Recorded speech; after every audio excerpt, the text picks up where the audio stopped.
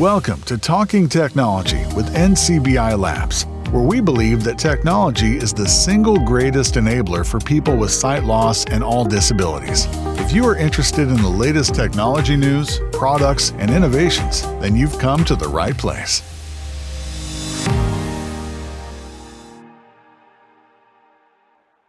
Hello, everybody, and you're very welcome along to Talking Technology. I'm your host, Daniel Dunn, and it's episode 15 today. So moving along quite smartly through the new series. I hope everybody is enjoying the new format. And today's panel, we've got Joe Lonergan, regular with our NCBI Labs team. We've got JP Corcoran, and we also have guests Vittorio Bertocci, and who's from Auth0 identity provider. And later in the show, we're going to be welcoming David Nason, AppleVis editorial team member. So plenty coming up on today's show. So if you want to get in touch, with us today, you can drop us an email to labs@ncbi.ie. Alternatively, you can use the questions and answers panel in Microsoft Teams here with us today to send any questions or comments you may have to our guests. So coming up, we've a couple of things to get through today. So first of all, we are going to be welcoming Vittorio in a couple of seconds to talk about IDPs, which are identity providers. These are used to store and verify user identity. So they're typically cloud-hosted services. They often work with single providers to authenticate users. So it's just to make sure you are who you say you are. So Vittorio, he's a principal architect for the identity provider Auth0, and he joins us on the show in just a few moments to tell us more, including how they have come to provide accessible logins for a number of NCBI's platforms, namely our website, ncbi.ie, and also the My NCBI Smart Hub on Alexa and Google Home. And then later in the show, we'll be welcoming David Nason and our panelists in to discuss Apple's Far Out event, quite a name, where it unveiled new iPhones, AirPods, Apple Watches, and we also got an insight into the cool new features introduced to your iPhone in the iOS 16 release. So we got improvements to Siri, the ability to edit and unsend text messages, and a new customizable lock screen. So we'll be discussing all those later. But first of all, I'd like to welcome to the show is Vittorio, and my colleague John Paul Corcoran will discuss all things authenticity. So over to you, JP. Thanks very much, Daniel. And Vittorio, you're very welcome to the show today. Thank you for having me. Delighted that you could join us. So in just a moment, I know we're going to be talking about the identity provider Auth0 and various projects that both yourself and your team have, well, essentially helped make possible for NCBI, including the ones that Daniel referred to, including the My NCBI Smart Hub and the website, My NCBI login.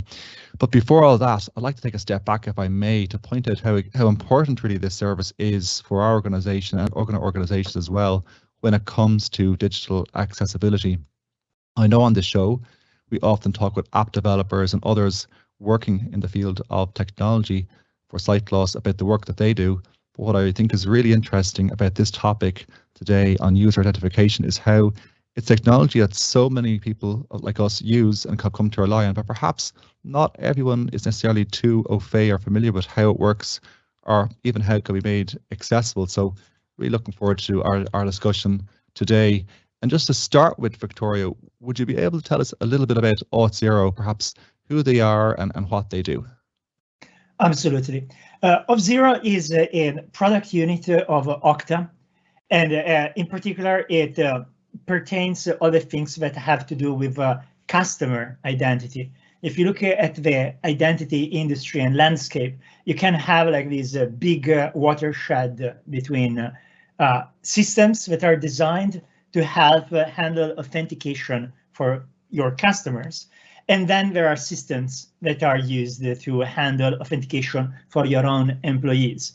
And although there are like a lot of similarities, of course, there are also significant differences, like the scale, for example. Customers can be counted in the millions, whereas employees usually are smaller numbers, and also like the employees have like more density of permissions, roles, groups, and like a more intense life cycle, whereas for customers, things are slightly different. So Auth0 is a platform which was designed to help developers offload authentication.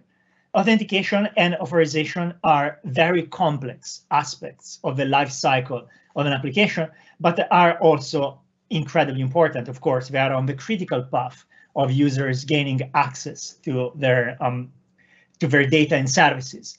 And so, like most developers usually have skills that pertain other domains, like you can be great at process or at finance or at user experience, but it takes very specialized skills and very specialized focus to deal with authentication. And so we find that and also like the advantage of authentication is that it is easy to outsource.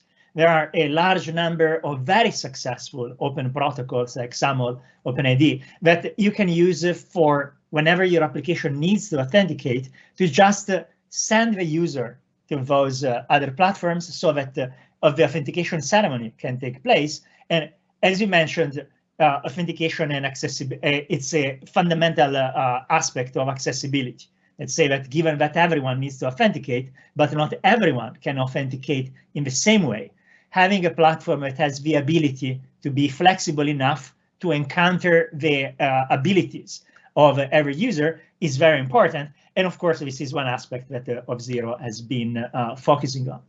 And so in practice, just to give a feeling of how this thing works, basically, depending on the kind of app that you have, be it a website or a mobile app or an API, you'll typically have SDKs or libraries that can implement those open protocols and can be used to connect to any service that supports those protocols.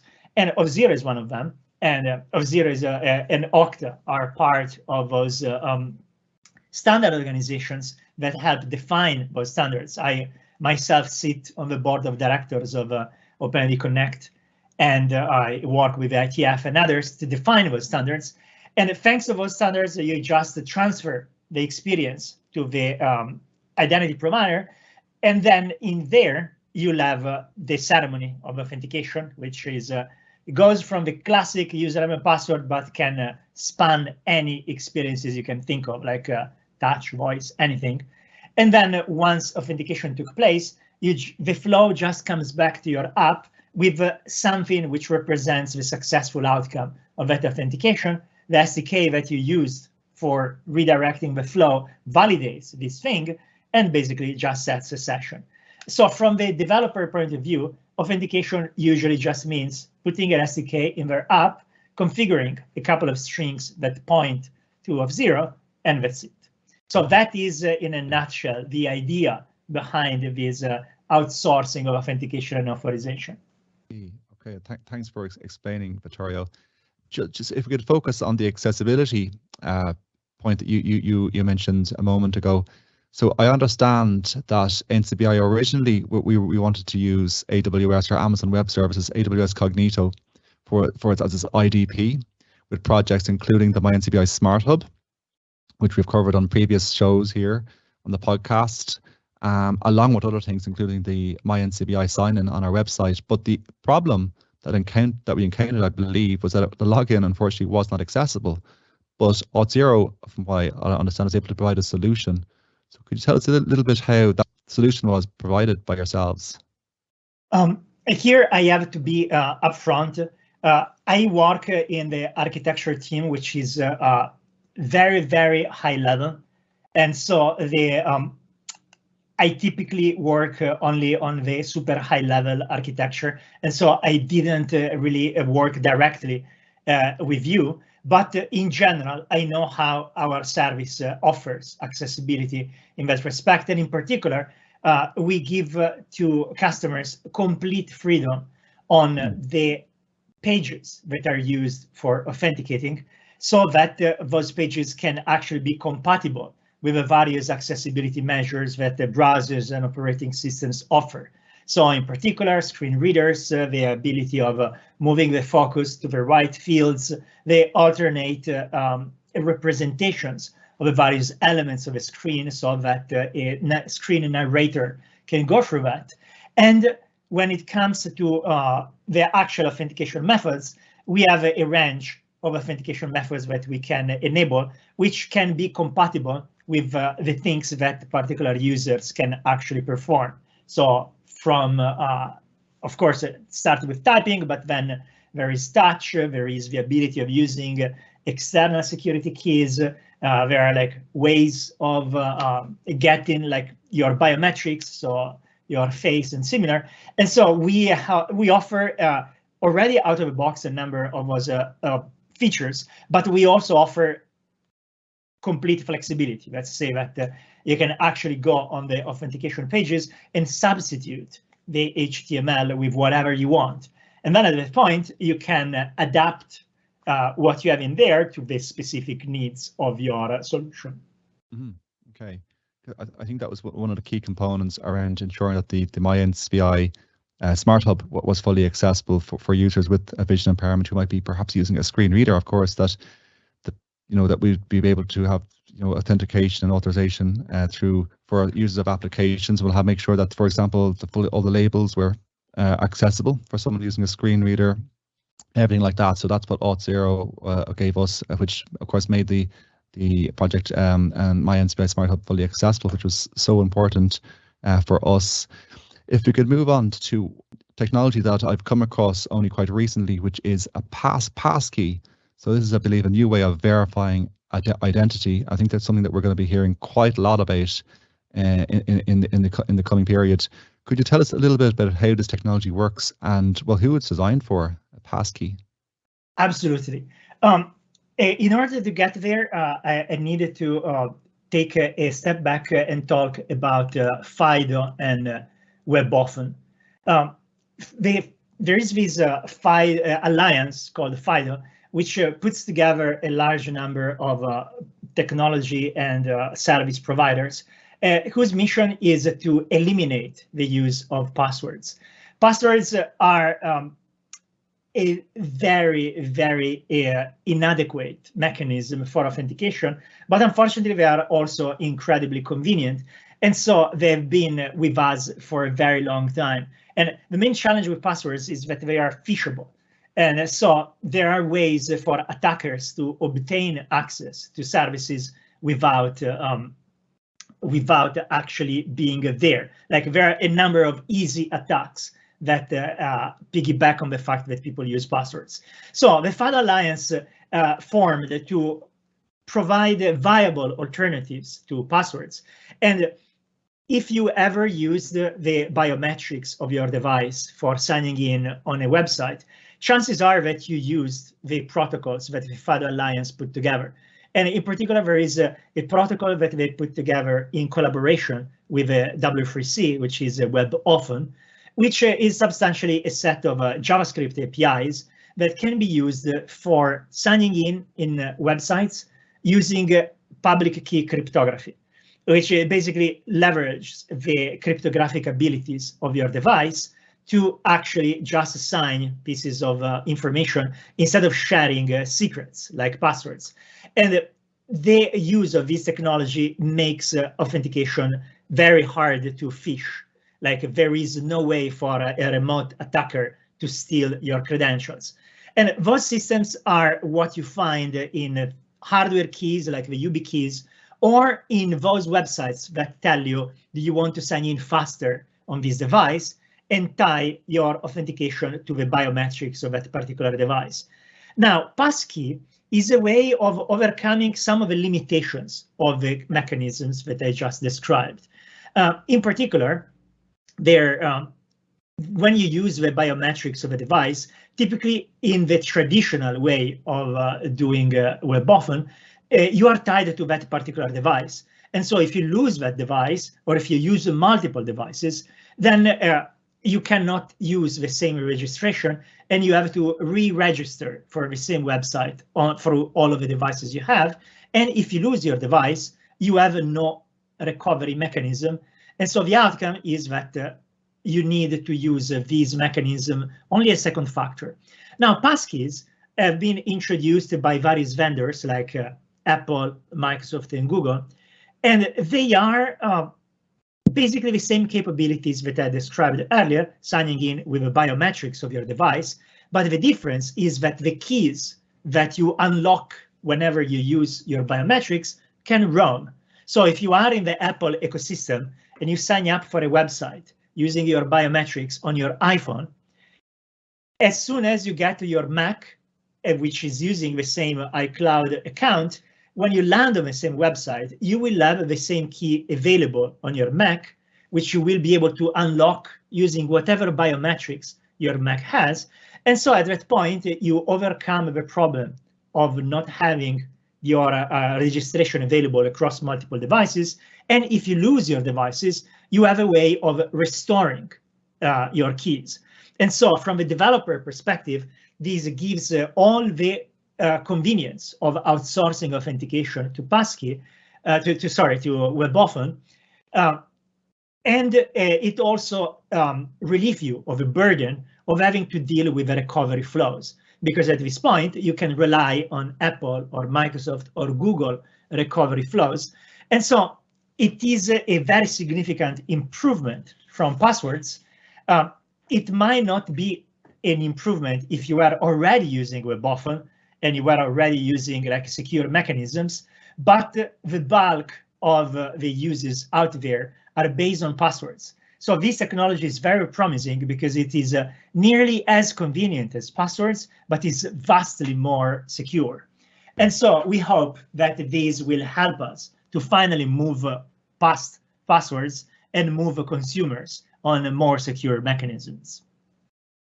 And Vittorio, am I correct in thinking that passkey is becoming technology available with Apple currently? You are absolutely correct. Apple is the vendor which is the farthest along than all the vendors that I mentioned. And just days ago, Apple went general availability of their new operating systems, so iOS 16 and macOS Ventura. And both operating systems are passkey capable. So if people want to try the technology, they can use any of the latest of Apple. And Auth0 in particular, just yesterday, opened up a test website that people can use to easily access these. And if you want, I can send you a link with an article in which we describe these. And we have a little video where I demonstrate how the experience works. That'll be excellent. So offering huge convenience to any Apple user who's certainly multiple devices, whether they have their iPhone, their Mac, for example. Huge convenience there, but it sounds of it, Vittorio. Yeah. Excellent. Just before we do finish, can you tell us about how someone might make contact with Auth0 to find out a little bit more about the organization, about what you do, or perhaps to avail of some of the services that are offered? Absolutely. To get to Auth0, I'd say that probably one of the best ways is to go directly to the top, to the parent, which is Okta. And yes, you can keep an eye on what Okta does, both on Twitter and LinkedIn, of course. And whatever you do in the context of identity, Okta can help. So both from the workplace side, if you are securing solutions that are accessed by your employees or your partners or your suppliers, or if you are putting together a system which is meant to be consumed by your customers, you can, take a look at our website and you can contact us. And there are like scores of people eager to engage and help you wrap your head around your problem and propose solutions. And I personally can be reached on Twitter. It's easier to reach me on Twitter because if you just send me an email, then if I don't reply, no one knows. But if you reach me on Twitter and I don't reply, then you can publicly shame me. Yeah. And that is usually a powerful motivator for me to be more responsive. Yeah. I think it applies for many of us, yeah, when it's in a public environment. That's true. That's so true. Well, that's great, Vittorio. I do believe it. I think it's fair to say that our work, NCBI's work with Auth0 on the My NCBI Smart Hub project, is very much proof that existing technologies can be made more accessible if software developers and designers like yourselves put the effort into doing so.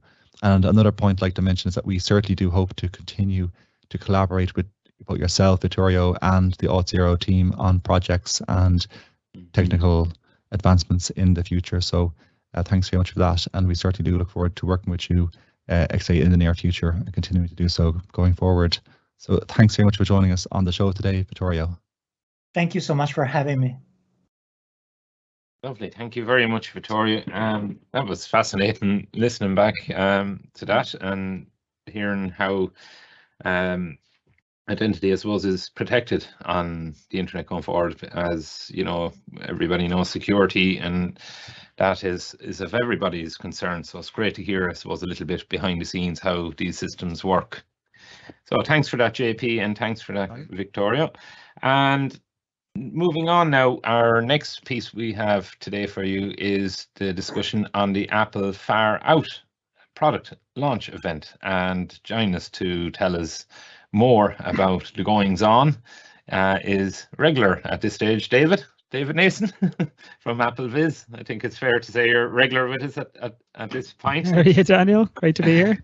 Great to hear from you again, David. Yeah, great to have you back. I suppose, David, can you start by telling us about what this recent Far Out product launch event was? Yeah, absolutely.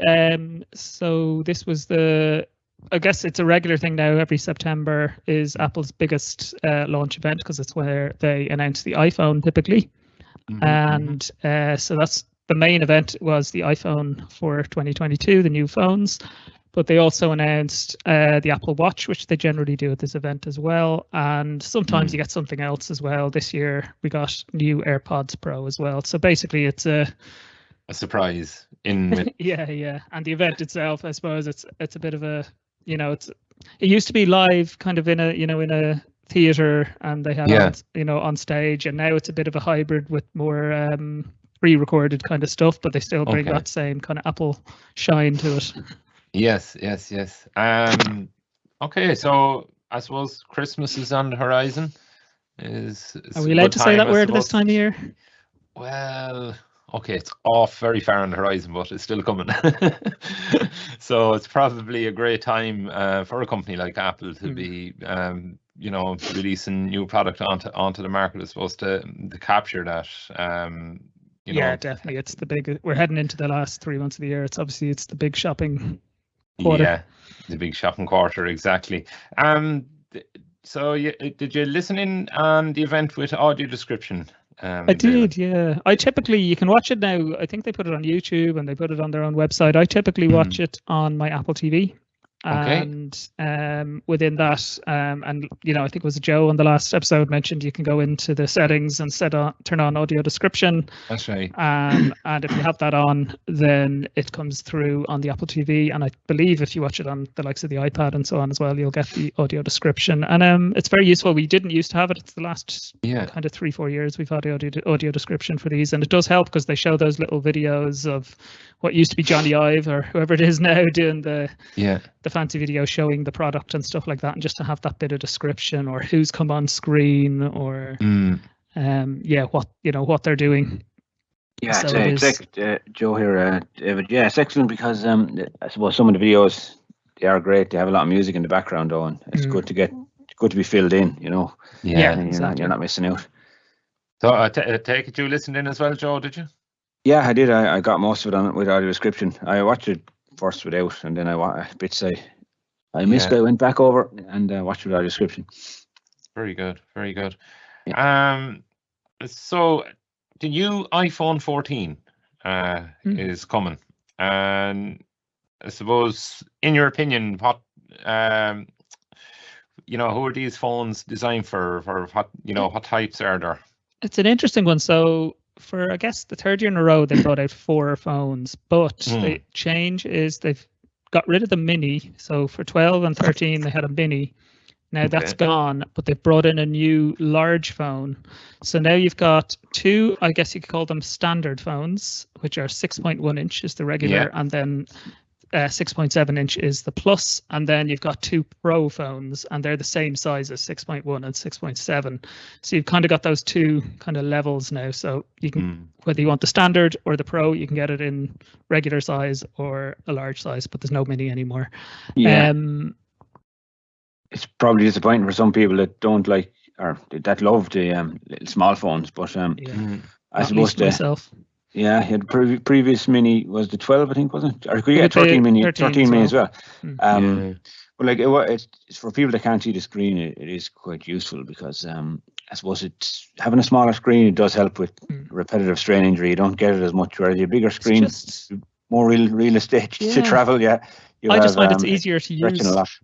Like I use my phone typically. I like, as much as possible I want to use the phone with one hand, and I just operate it with my thumb, and it's a lot easier with a mini than it is with one of the bigger phones. So I am a bit disappointed, but I mean, other than that, the really interesting thing this year is they've created a much bigger gap between the standard and the Pros. So the actual standard iPhone 14 has virtually the exact same chip, processor chip, as the iPhone 13 did last year, the A15. Right.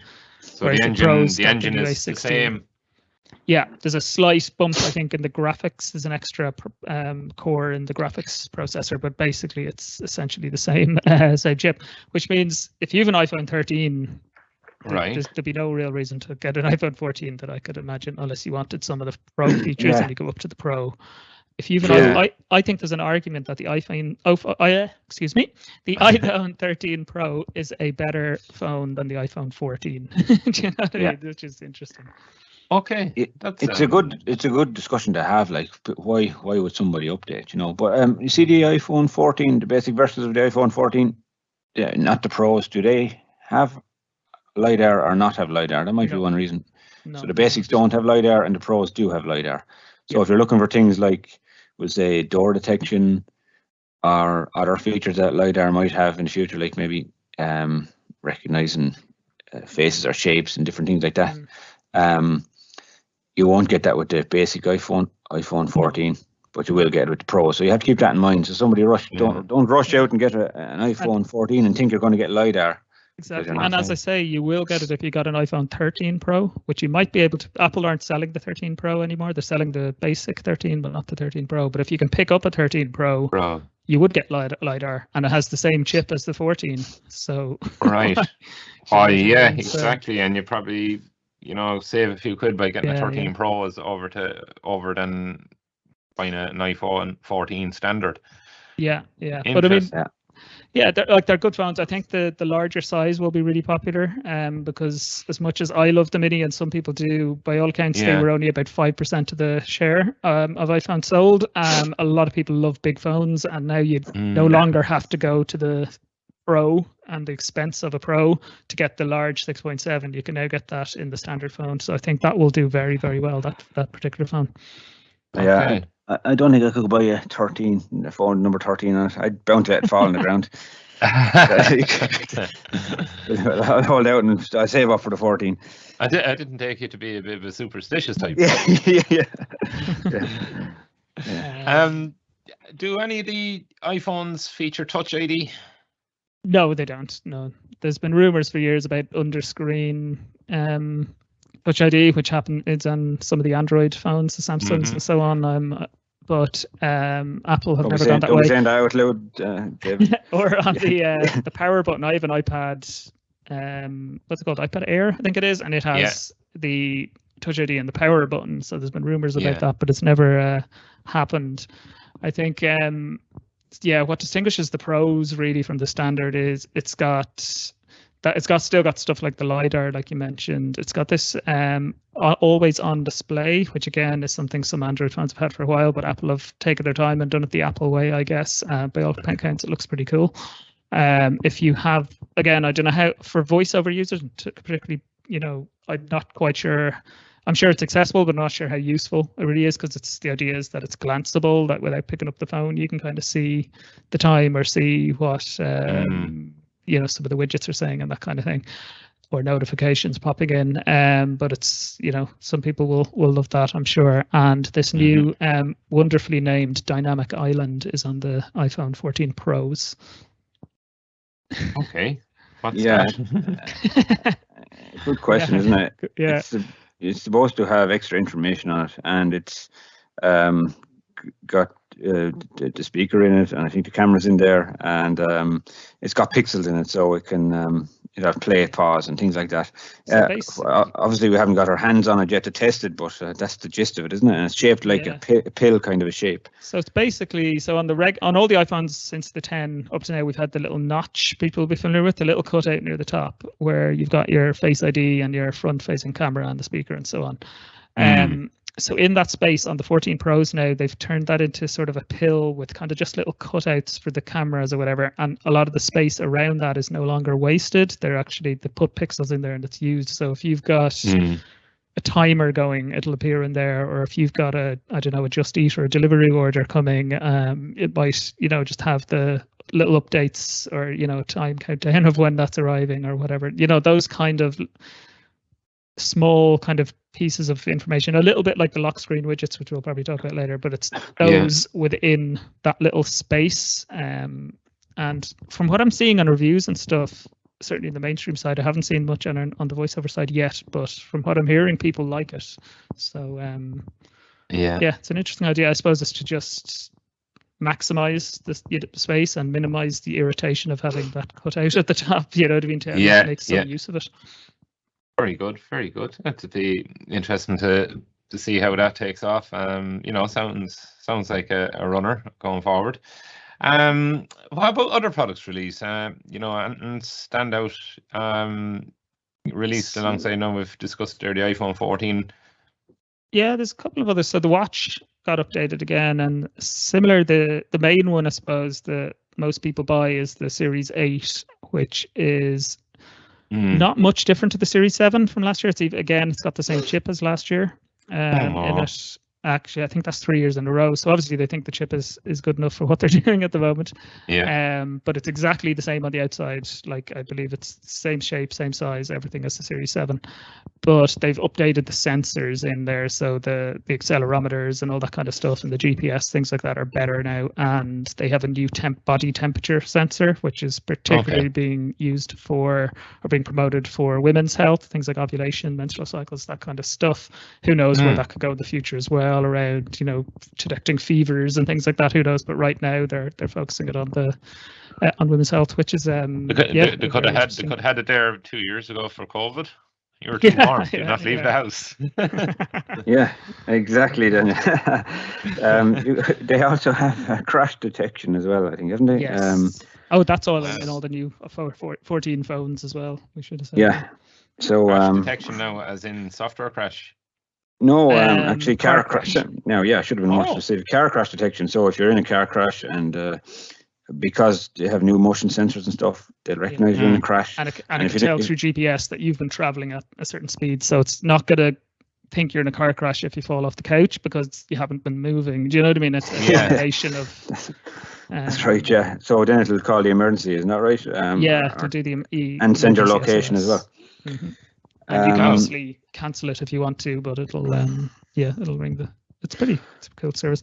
They brought out the SE, a new watch SE as well, which has updated to the newer chip, and it's got the more of the heart rate sensing capability. So I think for a lot of people, the SE will be very, especially if someone's buying the first Apple Watch, I'd probably send them towards the SE. I think it's a really good price, and it does pretty much everything that the Series 8 does.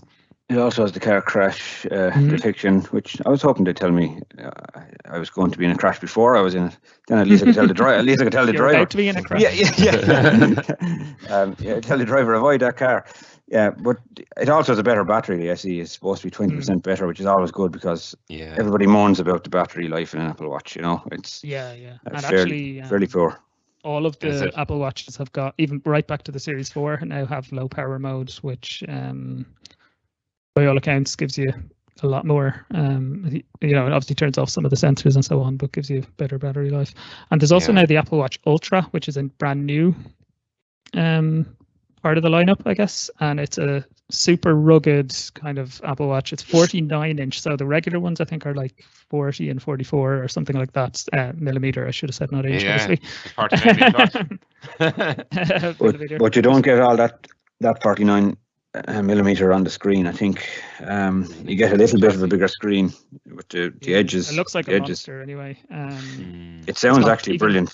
Even the digital crown and things on the side, the buttons are bigger and easier. So if you're wearing gloves or something, you can actually still kind of press them. It has designed somebody for the, who's kind of very outdoorsy or physical working and all that. You're going diving or, I don't know, climbing Mount Everest or something, and triathlons. It has an action button, which I'd love all of Apple Watches to have actually, because it's a customizable button that you can set for, like, if you're a runner, you can set that button that will just automatically start and stop between segments. Or if you're a triathlon, you can set that button to switch you between run, cycle, and swim or whatever. You know what I mean, with just a press of the button. So I think I love the idea of that action button. But yeah, that's a great idea actually. That is a brilliant idea.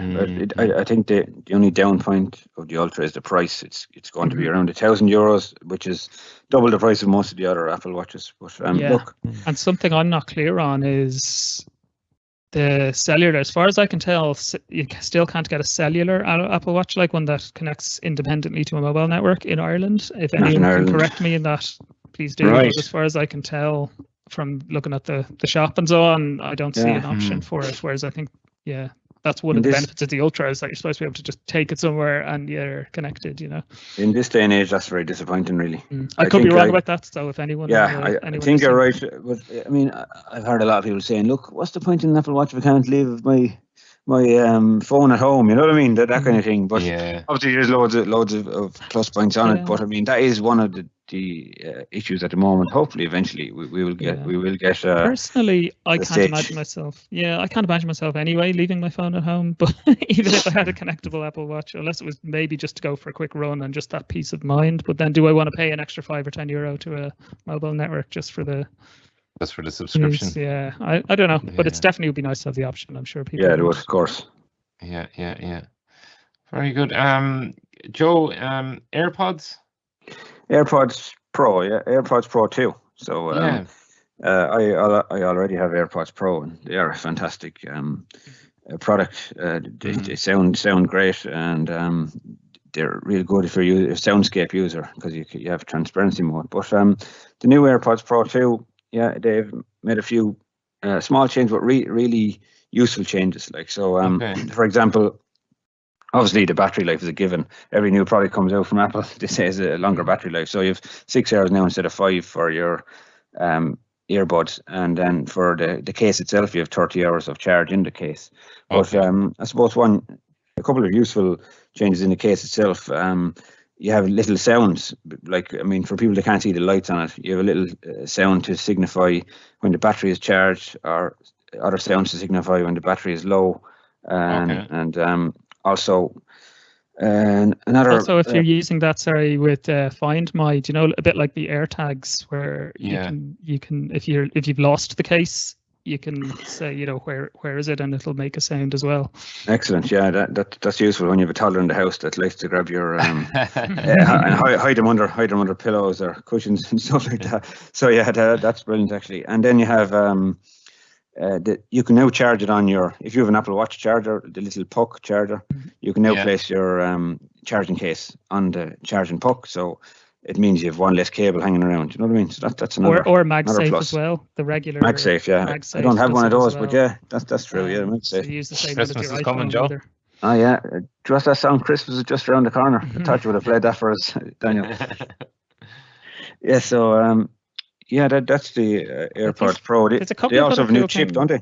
Yeah, they've H2 chip, I think it's called. Which they say it's double. They say the noise cancellation is twice as good as it was before, which is brilliant, if true, which I assume it is, because I love my AirPods Pro, I must say. And they have, they say the transparency mode is better as well, that it kind of cuts out. I don't know if Joe, you say you use them as well. I do, and I know sometimes if I'm outside for a walk or something, I can't use transparency mode because if a car drives by, it's too kind of like loud, or if there's building nearby or something. So they say it's better at letting the sound you need in, but dampening some of those kind of higher pitch sounds. So we'll see how that goes as well. That would be cool. And ear protection, isn't it? Yeah, exactly. And they also have a little thing that you can stick a loop into the case as well. So if you want to kind of have it around your wrist or something like that, the case. Thanks for reminding me, David. I actually forgot about that one. That is brilliant, actually, because the current case is actually very easy to lose. It could slip out of your pocket. It's round edges on it, and when you're pulling out something else out of your pocket, it can slip out very easily. So having a little lanyard to hang out of your bag or your keys, that's a great idea. Yeah. I ordered a pair of these actually, so they'll be arriving on Friday. I'm very interested. Oh, brilliant! Fantastic. We'll be looking forward to hear what they're like. Yeah. They're one of, like, I've said this elsewhere. In a way, they're my favorite product that Apple have released in the last few years. AirPods Pro. I just think they're absolutely brilliant, and I just encourage. Are they expensive? Yeah. They are now €299 for the AirPods Pro. The regular AirPods, which are AirPods 3rd Gen, I don't know what price they are, but they're about €100 less, I think. So, and they're also excellent product as well. So yeah, they're pretty much standard. I think they used to be $279. That's one of the things we had this year actually, is same with the iPhones, that prices stayed the same in the US, but internationally prices went up for pretty much everything. So which is a bit the times we're living in. Yes, unfortunately, everything seems to be going north in price. All right.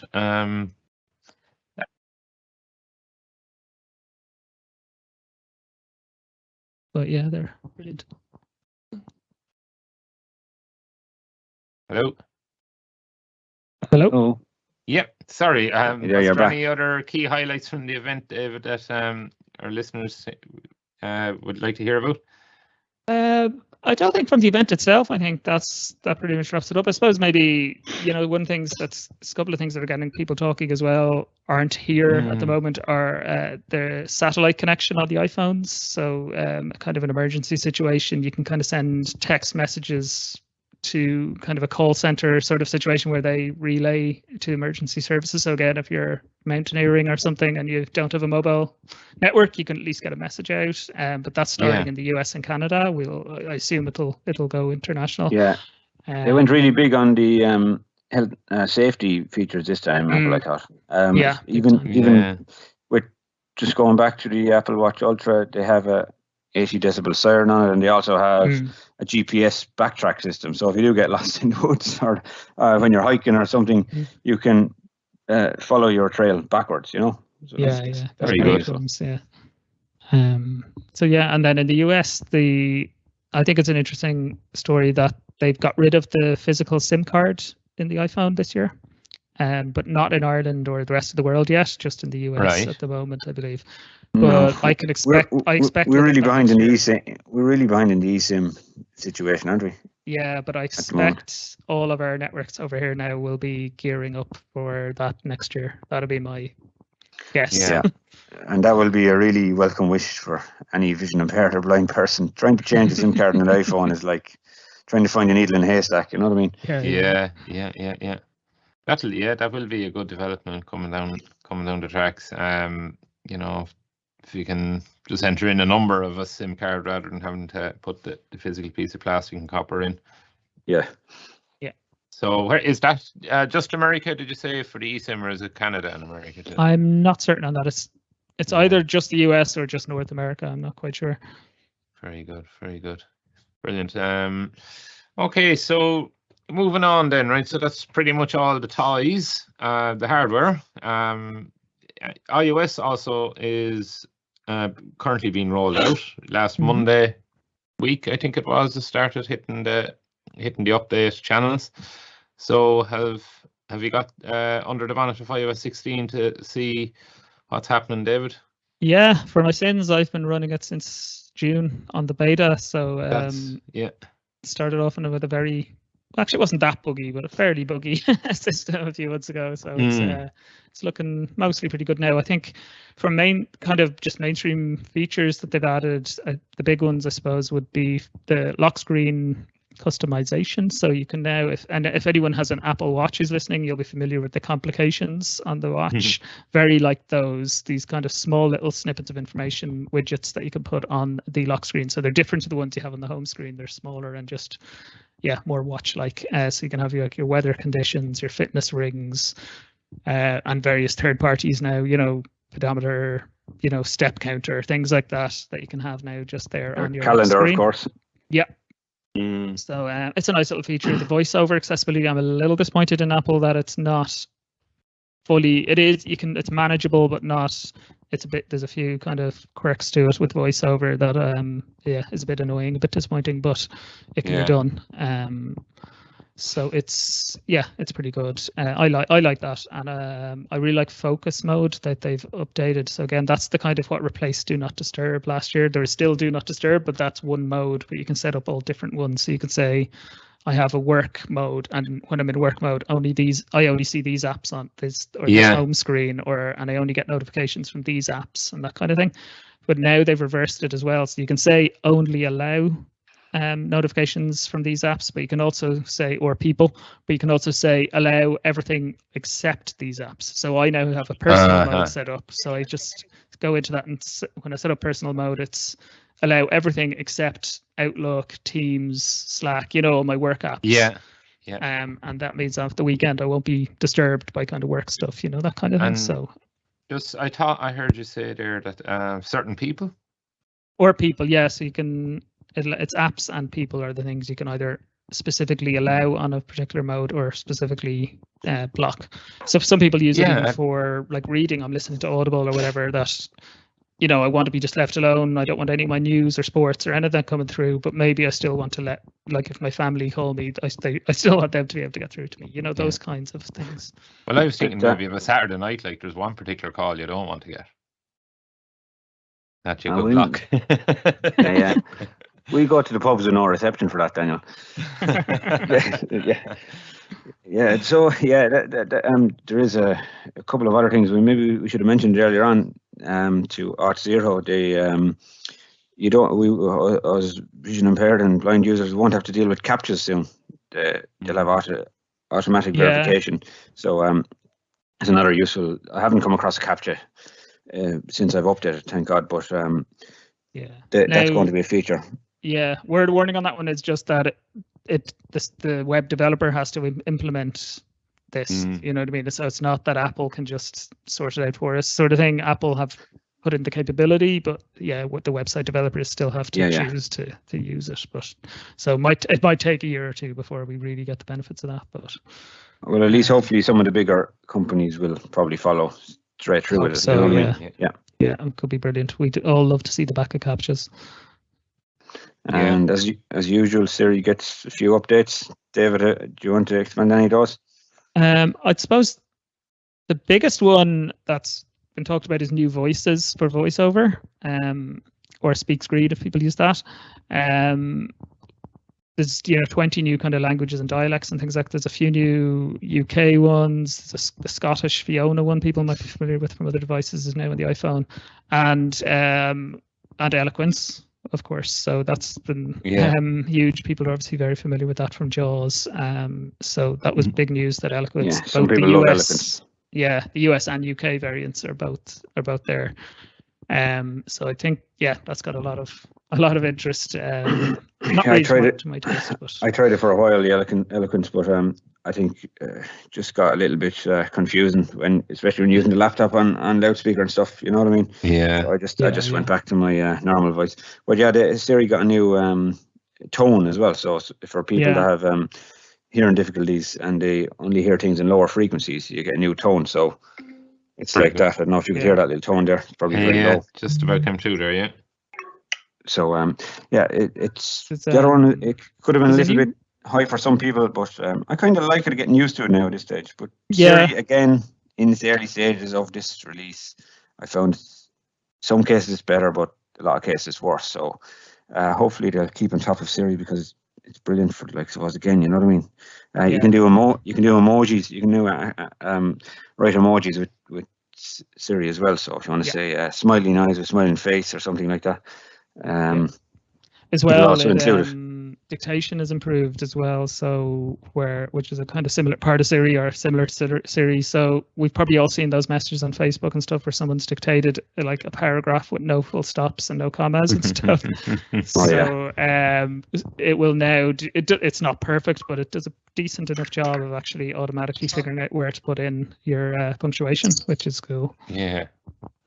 Another couple of features. I don't know if this works on every iPhone, but you can now hang up with the side button. Mm-hmm. But I think the trick when voiceover is on, you have to keep the phone to your ear and don't let it go into loudspeaker. So if you hang up, it won't if you got headphones in or anything, as far as I can tell, which is a good thing. Okay. Because then you want the phone in your pocket. Maybe you'd want it locked anyway. So yeah. You can also use Siri to hang up calls now. Oh, that's brilliant actually. Yeah, so Siri hang up or. Yeah, which is a big problem for people with, some conditions, cerebral palsy or other kind of dexterity conditions. Who, depending on voice, they could start a call with Siri, but they couldn't end it. They claim that you can also restart it or shut down your phone with Siri. Yes. But I've tried it with the 8. Didn't seem to work. But maybe your phone's too old. And I didn't try it with the SE there yet. But I don't know if you've tried any of those, David. I haven't actually. No, I haven't really. I don't use Siri a huge amount. I use it more on kind of speakers, you know what I mean, Alexa, and even on the HomePod, you know what I mean. But more on my phone, I don't tend to use it a huge amount, except to occasionally open an app or something. Would Siri answer a call then by that? I know where you said you can use Siri now to hang up a call. Can she answer it now? I believe so. Yeah. I think she could before, actually. I think that was there originally. I think there's a new verbosity setting in VoiceOver I like as well, where before sometimes you'll be on something and they'll say actions available, and that lets you know that there's rotor actions, so you can swipe up or down, like in a mail for delete and reply and so on. Before, you had to either have that announcement on or off, and that was it. So in some places you wanted it, in some places it felt like in an email list or something, it felt a bit over the top. And every single email it was telling you actions available. Now you can have a medium sort of setting where it'll only say actions available when the first one you land on, but then when you swipe to the next mail in the list, it won't say it. It won't keep repeating it all the way down. Like we love our verbosity, but it's also good to tone it down a bit as well, because you can have too much. Yeah, exactly. That'll be very handy. We've mentioned this a good few times, I suppose, but the LiDAR finding doors and absolutely. That's finally here. If you have an iPhone 14 or any other LiDAR phone, you have 12 Pro, 13 Pro, or 14 Pro. So it's really useful, I suppose, inside if you're in a hotel corridor or something like that. You know what I mean? So finding door numbers, finding what side the literally finding. I suppose is. There's two parts of it. One, I suppose, actually, sometimes GPS gets us to pretty much there, but you can't quite find where exactly is the door. So find that, but it'll also read kind of signage around it. So if there's a push or pull sign, it'll read that, or if it's emergency exit or there's other kind of useful information on the door, it'll say it as well. I keep forgetting about it because I haven't got a Pro phone, so I haven't got to actually try it. Yeah. Very, very interesting, to hear feedback from, I suppose, a real world environment is grand. To maybe go on to YouTube video or something where they've, obviously they've tested it out, but just to, kind of sell the iPhone. But if you have it in the real here and now, to give it a trial run, I think would be great. Yeah, I'd love to try it and see the practicality of it, and probably, because it can be when you're vision impaired and going around doors, it can be look a bit weird. You're looking around doors, you know what I mean, and trying to feel the right side of it and all that kind of stuff. It will be very helpful, I'd say, going forward. Yeah, I think hotels is a great example as well, where you're walking along the corridor looking for your room, not having to try and feel along the wall for either tactile numbers or braille or something, but you can just use your phone. Exactly. Yeah. Excellent. Are there any other improvements or changes, or in particular, I suppose accessibility changes? Something that I suppose for low vision folks, there's now. So before we had activities in VoiceOver before, which you could set kind of certain VoiceOver rules, or change a different voice or whatever it might be for when you go into a particular context, like you go into a particular app.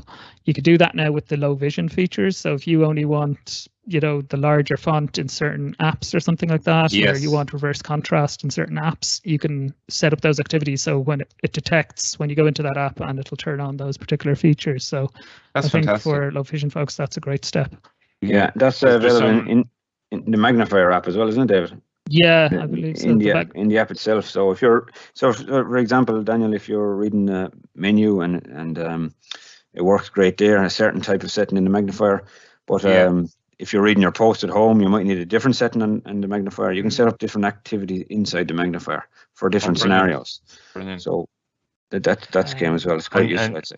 And just getting back to David's point there about selecting specific apps for, maybe reverse contrast, because you would find a few apps that kind of resist, the resist dark mode. They're not maybe dark mode compatible. So if there's a way of saying, right, I don't want to turn all my phone into reverse contrast, just this particular app, just drive it. I definitely want my black background, white text. I want you to tell the iPhone to do it just to that app. That's a brilliant improvement. Yeah. There's some hearing stuff as well. Like, so for the they had this last year, was it? They brought out the sound detection, so it could warn you if there's like an alarm going off, or here's a tap or something like that. Now you can customize those, because I guess what they found is it doesn't always recognize a particular sound as being a doorbell or as being an alarm, because they're different in different places. So you can customize those now to your own needs. Which you just sample a recording, is it? I guess so. I haven't used it, but I guess that's You can train it. Yeah, you can train it. You can train it to listen for a sound, as far as I know. So I suppose it makes sense. Like the dog barking one, it could be the neighbour's dog barking. Yeah, you definitely don't want to know your neighbour's dog is barking about your own. Yeah, that's true. So yeah, if you've got a hearing impairment, that kind of thing, where you can maybe have it, if there's an alarm going off during the night, it'll pick it up and maybe buzz your watch or whatever, you know what I mean, that whatever it is you use as an alarm. Yeah. Okay, guys. That's about the size of it. Yeah, I think that's everything we've covered there, both hardware and software. I don't think we've missed out on anything, have we? Well, we probably have, but we've covered most things that are relevant to us, Yeah, exactly, yeah. That's a good point, Joe. For everything else, we still have to contact Apple, I think. Yeah. We do indeed. I suppose, guys, I want to thank you for taking us down the journey of the Far Out product launch event. It was great meeting with you again, David, to discuss all things Apple. Likewise. Very insightful, and thank you very, very much for coming on the show today and telling us all about the event, the product launch event. So, and to you, Joe, as well, for your insight as well. So this is great to have all that.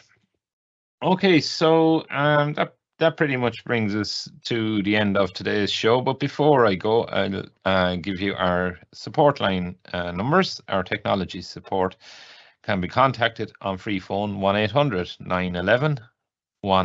That's 1-800-911-110. Or you can drop an email to labs@ncbi.ie. Or if it's just general support from NCBI, we have our free phone helpline number. It's 1-800-911-250. That's 1-800-911-250. Or you can drop a line by email to info@ncbi.ie. So don't forget, you can help support NCBI services by visiting donate.ncbi.ie. So that's donate.ncbi.ie. And coming up in some of our future shows, we will be meeting in with Sarah Herlinger. She's Apple Senior Director of Global Accessibility Policy and Initiatives. We'll also be getting to hear about the developments in the accessible astronomy with guest Jake Knowles-Storr. And we will also have a Braille special for all our Braille listeners on the 25th of October. So do put that one in your diary. And our next show will be held on Tuesday, October the 11th. We should be back to our regular time of 2:30 then. We had to move our start time today to 4 p.m. to accommodate our guest who joined us all the way from America. So that was the reason for a slight delay today. But next Tuesday, the 11th of October, we'll be back to 2:30. Our NCBI technology newsletter, you can sign up for that at www.ncbi.ie, or alternatively, you can drop an email to labs@ncbi.ie to get our regular technology newsletter delivered to your inbox. So that's everything for today. So thank you very much for listening. I want to thank our panel, John Paul Corcoran and Joe Lonergan, and our guests, David Nason and Vitaro, for joining us from Auth0 as well, and giving us all the insight about security, authentication, as well as the Apple product launch that was held recently. So thank you very much for listening. We'll chat to you again soon. Bye-bye.